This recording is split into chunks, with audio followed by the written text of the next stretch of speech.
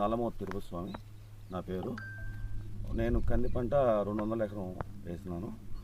ఈ కంది పంటకు సంబంధించి చీడపీడలకు సంబంధించి పురుగు మందులు సింజింటా కంపెనీ వారి నుంచి యాంప్లిగో మందుని సింజింటా కంపెనీ రిప్రజెంట్గా పనిచేస్తున్న కావల్లో జగదీష్ కుమార్ మాకు దీని మీద అడ్వర్టైజ్ చేశాడు.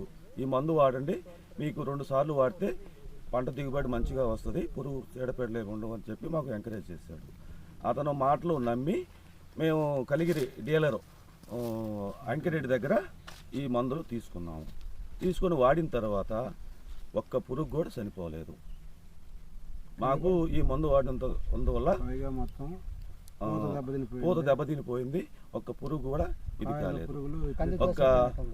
ఒక ట్రాక్టర్ డమ్ముకు వచ్చి దాదాపు 4,000 రూపాయలు ఈ పురుగు కాస్ట్ అయినది.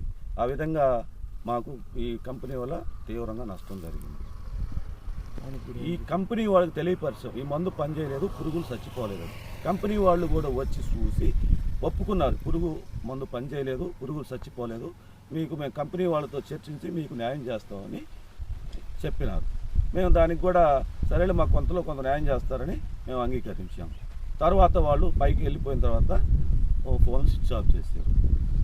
మాకు దీని మీద గవర్నమెంట్ వారు స్పందించి పై కంపెనీ పైన చర్యలు తీసుకొని తగు న్యాయం చేయవలసిందిగా మేము కోరుకుంటున్నాం. మేము దాదాపు 3 రైతులను కలిపి సుమారుగా 500 ఎకరాలు సాగుబడి చేసాము.